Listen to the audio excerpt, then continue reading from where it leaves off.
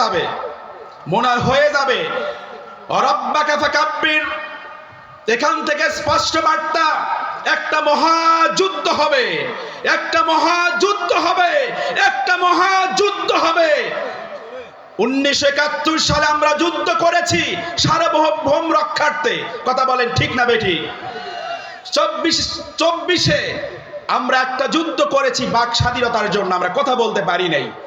সামনে আরেকটা যুদ্ধ হবে, আরেকটা যুদ্ধ হবে, সেই যুদ্ধ হবে কোরআনের যুদ্ধ, সেই যুদ্ধ হবে কোরআনের যুদ্ধ, সেই যুদ্ধ হবে কোরআনের যুদ্ধ। সেই যুদ্ধ অংশগ্রহণ করলে চিন্তা করে কথা বলবেন। আপনার স্ত্রী বিধবা হতে পারে, আপনার সন্তান ইয়াতীম হতে পারে, আপনার ঘর ছাড়া হওয়া লাগতে পারে, আবারও ফাঁসির মঞ্চে ওঠা লাগতে পারে, আবারও আপনাকে বাড়ি ছাড়া হতে লাগতে পারে। এই যুদ্ধে যদি এইরকম পরিবেশ পরিস্থিতি চলে আসে, তারপরেও যুদ্ধে, কোরআনের পক্ষের যুদ্ধে কারা কারা অংশগ্রহণ করার জন্য রাজি আছেন? দুই হাত তুলে আল্লাহরে দেখায় দেন। লিল্লাহি তাকবীর, তাকবীর, আলহামদুলিল্লাহ, আলহামদুলিল্লাহ।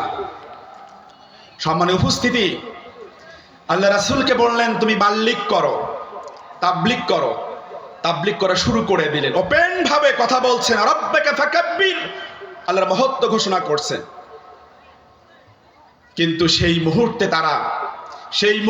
তারা এগুলো মানতে পারলো না। আল্লাহ রাসূলকে অনেকভাবেই ষড়যন্ত্র, এমনকি হত্যা, এমনকি দেশ থেকে বের করে দেওয়া, কতল করারও সিদ্ধান্ত হয়েছিল।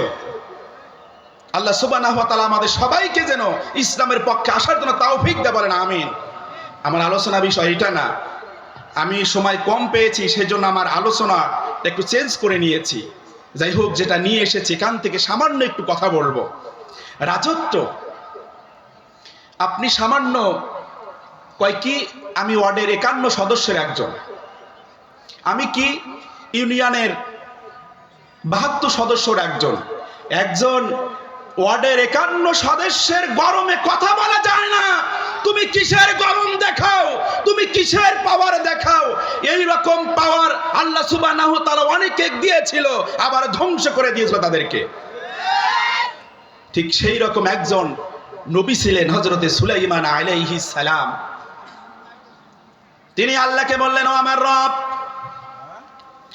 আমার বাবা দাউদ আলাইহিস সালাম, তুমি তাকে অনেক বড় রাজত্ব দিয়েছিলে, আমি তোমার কাছে একটা দোয়া করি, ও আমার রব, তুমি আমাকে এত বড় একটা রাজত্ব দিবা, নেক্সট কেউ যেন এইরকম আর রাজত্ব না পায়। তার কারণ আমরা মনে করি আলেম ওলামারা মসজিদে থাকবে, আমরা মনে করি আলেম ওলামারা মাকতুব পড়াবে, আমরা মনে করি তারা শুধু মিলাদ পড়াবে। এইটাই যদি হইতো তাহলে আল্লাহ রাসূল বলতেন না, ওয়াকুর রব্বি আদখিলনি মুদখালা সিদকিন ওয়া আখরিজনি মুখরাজা সিদক ওয়াজআল লি মিন লাদুনকা সুলতানান নাসীরা। বলেন আল্লাহু আকবার। আল্লাহ রাসূল আল্লাহর কাছে রাজত্ব চাইলেন, সুলতানান নাসীরা। সেই রকম সুলাইমান আলাইহিস সালাম আল্লাহকে বললেন, আল্লাহ আমাকে বড় একটা রাজত্ব দাও। আল্লাহ দোয়াকে মঞ্জুর করলেন। মাত্র 13 বছর বয়সে তাকে বিশাল একটা রাজত্ব দান করলেন, বলেন সুবহানাল্লাহ। এত বড় রাজত্ব দান করলেন, এবং তার 7টি বৈশিষ্ট্য ছিল।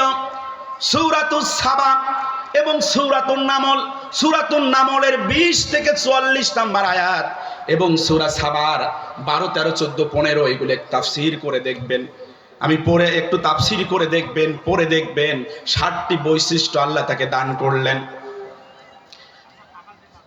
এমন ভাবে দান করলেন, আল্লাহ সুবহানাহু ওয়া তাআলা 13 বছর বয়সে দোয়া করার কারণে তাকে এই রাজত্ব দিয়া দিলেন। 7টা বৈশিষ্ট্য হচ্ছে, আল্লাহ সুবহানাহু ওয়া তাআলা বাতাসকে তাকে তার অনুকূলে দিয়া দিলেন। তিনি বাতাসকে যা বলতেন আল্লাহর হুকুমে বাতাস তাই মেনে নিতেন, বলেন সুবহানাল্লাহ। এমনকি